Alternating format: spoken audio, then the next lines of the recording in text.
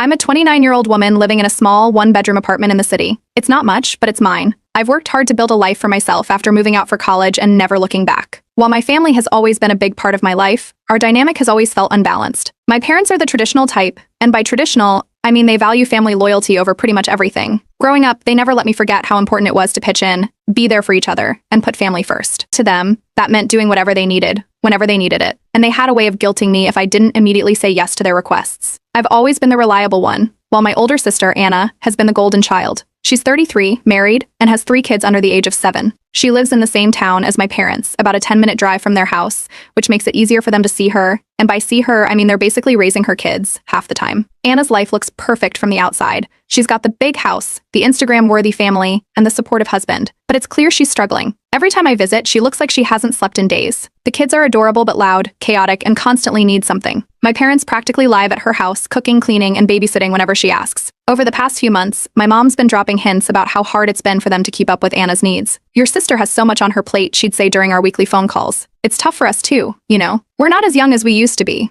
At first, I thought it was just her venting. Then came last Sunday. We were having lunch at my parents' house, me, Anna, her husband, the kids, and my parents. It was chaotic, as usual. My mom was in the kitchen, juggling 3 pots at once, while Anna tried to calm her youngest, who was screaming because his sandwich was cut the wrong way. My dad was sitting at the head of the table, scrolling on his phone like he didn't even notice the noise. Somewhere between the salad and the roast chicken, my mom turned to me and said, "We've been thinking, and we believe it's time for you to start helping out more with Anna's kids." At first, I thought she meant babysitting every once in a while. That's not unusual. But then she kept going. "You live alone, you're not tied down with a family of your own yet, and Anna could really use the help. It would make such a difference if you took them a few days a week." It was like the table went silent, even though the kids were still yelling about dessert. I stared at her, trying to process what she'd just said. My dad looked up from his phone and nodded, adding, "Family takes care of family. You know that." Anna wasn't even fazed. She just nodded along, like this had already been decided without me. Her husband kept his head down, focused on cutting up a chicken leg for their middle child, clearly staying out of it. I tried to laugh it off, saying something like, "Oh, I don't think my apartment is baby-proofed for all 3 of them." My mom smiled politely but didn't let it go. "You'll figure it out," she said. They'd love spending time with their auntie. For the rest of the meal, the conversation kept circling back to this plan of theirs. My mom even suggested I could rearrange my work schedule to accommodate school drop-offs and pickups. "Your job is flexible, isn't it?" she asked, as if she knew more about my career than I did. By the time dessert was served, I felt like I'd been ambushed. The worst part? They didn't ask if I wanted to help. It was like they assumed I didn't have a choice. My life, my time, my space was suddenly fair game. The drive back to my apartment was a blur.